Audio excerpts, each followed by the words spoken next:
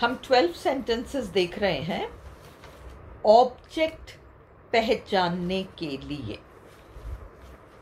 हमने ये देखा कि S प्लस V के बाद सेंटेंस में जो शब्द आए, आप वहाँ से शुरू करके देखो कि सेंटेंस को पैसिव बनाया जा सकता है या नहीं। अगर उस शब्द से शुरू करके सेंटेंस पैसिव बनता हो तो निश्चित रूप से वह शब्द आपका ऑब्जेक्ट ही है। अगर S प्लस V के बाद आने वाले शब्द से शुरू करके आप सेंटेंस को पैसिव नहीं बना पा रहे, तो इसका मतलब हुआ कि वह शब्द ऑब्जेक्ट नहीं है, वो या तो C है या वो A है। ये C और A क्या होते हैं हम आगे देखेंगे, अभी तो हमें O से मतलब है। तो हम पहला सेंटेंस देखते हैं। ये टोटल 12 ही सेंटेंसेस हैं। पहला सेंटेंस है दे नॉमिनेटेड हिम सेक्रेटरी। दे आपका सब्जेक्ट है, नॉमिनेटेड आपका वर्ब है, और उसके बाद आ रहा है हिम। अब आपको हिम से शुरू करके सेंटेंस को पैसिव बनाने की कोशिश करनी है, तो हिम को आपको ही में परिवर्तित करना पड़ेगा। तो आप पैसिव बनाने के लिए बनाएंगे he was nominated secretary bye them, बन गया। इसलिए हिम शब्द जो इस सेंटेंस में है वो 100% ऑब्जेक्ट है, और अभी हमें नहीं पता कि ये इनडायरेक्ट ऑब्जेक्ट है या डायरेक्ट ऑब्जेक्ट है, क्योंकि इस सेंटेंस में हिम के बाद एक और शब्द आ रहा है सेक्रेटरी। तो हमें टेस्ट करके देखना पड़ेगा कि सेक्रेटरी ऑब्जेक्ट है या नहीं है। अगर सेक्रेटरी ऑब्जेक्ट नहीं है तो फिर ये हिम आपका डायरेक्ट ऑब्जेक्ट हो जाएगा, क्योंकि जिस सेंटेंस में एक ही ऑब्जेक्ट हो उसमें वह ऑब्जेक्ट डायरेक्ट ऑब्जेक्ट कहलाता है। और अगर सेक्रेटरी शब्द बाय चांस ऑब्जेक्ट निकला तो फिर बात अलग हो जाएगी, फिर IO और DO का चक्कर पड़ेगा, हम देखेंगे। तो दे नॉमिनेटेड हिम सेक्रेटरी, उससे सेक्रेटरी नॉमिनेट किया गया उनके द्वारा, ये तो बन गया। सेक्रेटरी शब्द से यदि हम सेंटेंस को पैसिव बनाने की कोशिश करें, सेक्रेटरी को हिम नॉमिनेट किया गया, अर्थ का अनर्थ हो रहा है। इसलिए सेक्रेटरी आपका ऑब्जेक्ट नहीं है, कुछ और है, या तो C होगा या A होगा। तो इस सेंटेंस में एक ही ऑब्जेक्ट है और वो है हिम, इसलिए वह डायरेक्ट ऑब्जेक्ट है। अब सेकंड सेंटेंस देखो, we gave the children toys and books. तो अब आप वी तो आपका सब्जेक्ट हुआ, गेव आपका वर्ब हुआ, द चिल्ड्रन से शुरू करके पैसिव बनाने का प्रयास करो। The children were given toys and books by us. बच्चों को खिलौने और किताबें दी गई हमारे द्वारा. बिल्कुल सेंसिबल सेंटेंस है. चिल्ड्रन ऑब्जेक्ट है. अब हमको अलग से टॉयज और अलग से बुक्स नहीं करना है. टॉयज एंड बुक्स, खिलौने और किताबें एक साथ ही लेना है और वहां से शुरू करके पैसिव बनाने की कोशिश करनी है. Toys and books were given to the children by us. खिलौने और किताबें दी गई बच्चों को हमारे द्वारा. इससे भी पैसिव बन गया और बिल्कुल सही अर्थ निकला. खिलौने और किताबें दी गई बच्चों को हमारे द्वारा. तो टॉयज एंड बुक्स पूरा एक यूनिट है, ये भी ऑब्जेक्ट है. अब इस सेंटेंस में प्राप्तकर्ता बच्चे हैं IO और उनके द्वारा प्राप्त की गई चीजें टॉयज एंड बुक्स हैं DO. तो IO और DO. तीसरा सेंटेंस है nobody could answer the question. कोई सवाल का जवाब नहीं दे पाया.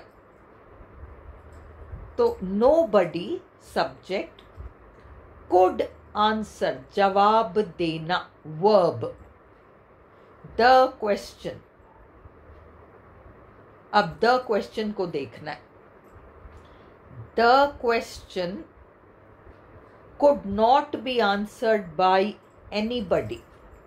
पैसिव के रूल्स में nobody से सेंटेंस स्टार्ट होता है तो पैसिव बनाते वक्त वो anybody हो जाता है और वो nobody का नेगेटिव सेंस क्रिया में जुड़ जाता है. इसलिए द क्वेश्चन आप तो हिंदी में बनाकर देख लो. कोई भी जवाब नहीं दे सका सवाल का. सवाल का जवाब कोई भी नहीं दे पाया. The question could not be answered bye anybody.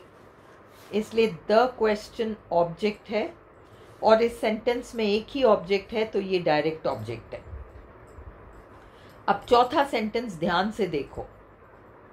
We subject, Saint भेजना, are relatives, friends and neighbors, invitation cards and emails. अब आपको relatives अलग से, friends अलग से, neighbors अलग से, invitations अलग से, cards अलग से, emails अलग से, ये नहीं करना है. प्राप्तकर्ता कौन है? तीनों ही है. रिश्तेदार, दोस्त और पड़ोसी, तीनों एक ग्रुप में. प्राप्त की गई चीज क्या है? कार्ड्स है, इनविटेशंस है, ईमेल्स है, तीनों एक ग्रुप है. इसमें प्राप्त की गई चीज कार्ड्स, लेटर्स, इनविटेशंस, ईमेल्स जो भी है, और प्राप्त करने वाले रिश्तेदार, दोस्त और पड़ोसी हैं. इसे एक यूनिट में चेक करो. Our relatives, friends and neighbours, हमारे रिश्तेदार, मित्र और पड़ोसी को भेजे गए इनविटेशन कार्ड्स और ईमेल्स हमारे द्वारा बन गया. इसलिए our relatives, friends and neighbours तो ऑब्जेक्ट है ही. अब इनविटेशंस, कार्ड्स एंड ईमेल्स से शुरू करके देखो. भाई प्राप्तकर्ता तो पड़ोसी, रिश्तेदार, दोस्त वगैरह हैं, पर उनके द्वारा प्राप्त की गई चीज पत्र, ईमेल और कार्ड्स हैं, इनविटेशंस हैं. Invitations, cards and emails were sent by us to our relatives, friends and neighbors. तो invitations, cards and emails हमारे DO हैं. आप तो प्राप्तकर्ता और प्राप्त की गई चीज के रूल से देख लो. तो IO है our relatives, friends and neighbors और DO है invitations, cards and emails. 10th class तक आपने एक्टिव पैसिव कर रखा है. नहीं क्लियर है तो गूगल से आप थोड़ा सा सीखो बेसिक, ये तो करना पड़ेगा. 5th sentence, they gave us instructions, निर्देश. हमें उनके द्वारा निर्देश दिए गए, निर्देश दिए गए हमें उनके द्वारा, दोनों से पैसिव बन रहा है। इसलिए us, we were given instructions by them, instructions were given to us by them, दोनों से बन रहा है। अस हो गया आई ओ, इंस्ट्रक्शंस हो गए D O. Sixth sentence, the officer sent the boss a report. The officer subject है, sent verb है, the boss a report. The officer subject sent verb the boss, passive बनाकर देखो, The boss was sent a report by the officer. Boss को report भेजा गया अफसर के द्वारा, रिपोर्ट बॉस को भेजा गया अफसर के द्वारा, दोनों से पैसिव बन रहा है। द बॉस प्राप्त करता है आई ओ, रिपोर्ट जो उसने प्राप्त की वो है डायरेक्ट ऑब्जेक्ट। सातवां, My father gifted me a new mobile handset. My father gifted me a new mobile handset.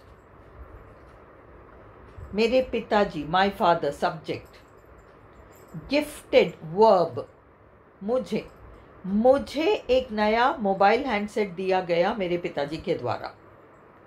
एक नया मोबाइल हैंडसेट मुझे दिया गया मेरे पिताजी के द्वारा, दोनों से पैसिव बन रहा है। इसलिए me, I was gifted a new mobile handset by my father, ये भी बन रहा है I O. A new mobile handset was gifted to me by my father, ये भी बन रहा है।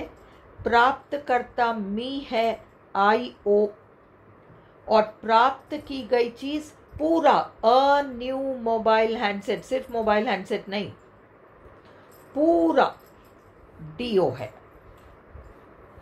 Eighth sentence, I saw Mohan near the post office today. I subject, saw verb Mohan, Mohan was seen by me, इसलिए मोहन तो ऑब्जेक्ट है। Near से शुरू करके आप नहीं बना पाओगे, ना नियर द पोस्ट ऑफिस से शुरू करके बना पाओगे, इसलिए सेंटेंस में एक ही ऑब्जेक्ट है मोहन, और वो है डायरेक्ट ऑब्जेक्ट।